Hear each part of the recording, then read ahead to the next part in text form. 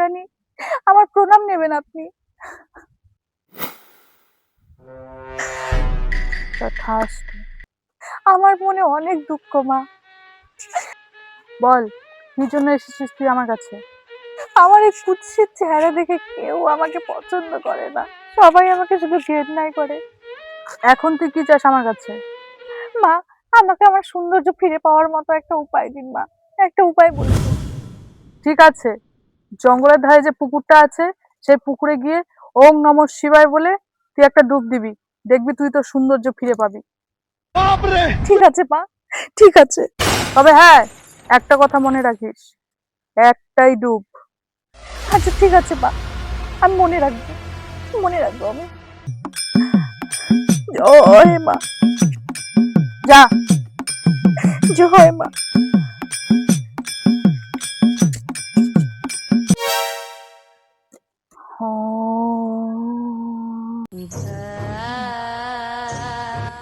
এই তো সেই পুকুর। হ্যাঁ, এই পুকুরেই আমাকে মাতা রানী ডুব দিতে বলেছে।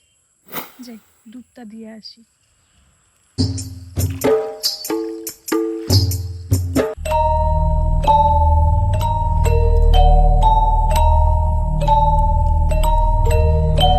ওম নমঃ শিবায়।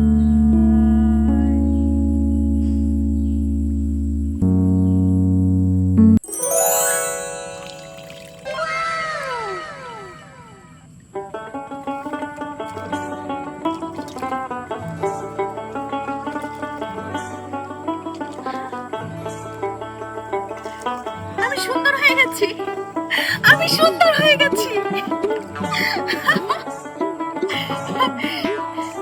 একটা কাজ করি, আমি বরং আরেকটা ডুব দিয়ে দিই, তাহলে আমি আরো বেশি সুন্দর হয়ে যাব।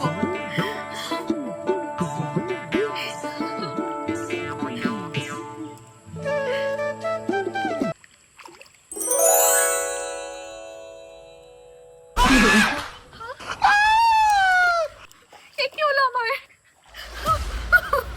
আমি আমার এ কি হলো? আমি আবার অসুন্দর, আরো কুৎসিত বেশি হয়ে গেলাম। আমি কেন লোভ করতে গেলাম? এখন আবার কি হবে? মাতা রানী আমাকে বলেছিল একটা ডুবের বেশি দিতে না, কিন্তু আমার লোভ আজকে আমাকে শেষ করে দিল। এখন আমি কি করি? হ্যাঁ, মাতা রানীর কাছে আবার যাই। হ্যাঁ,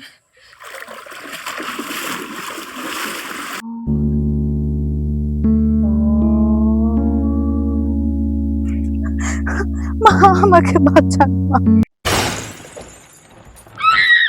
আবার কেন এসেছিস তুই? মা,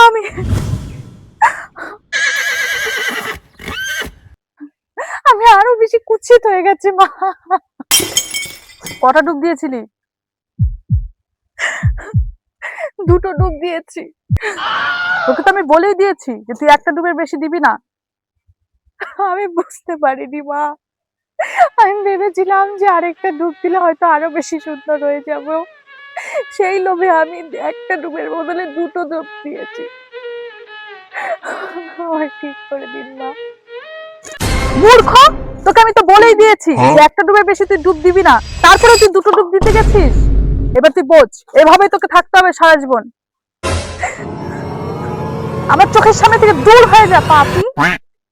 আমি কি আমার আগের রূপ আবার কখনো ফিরে পাবো?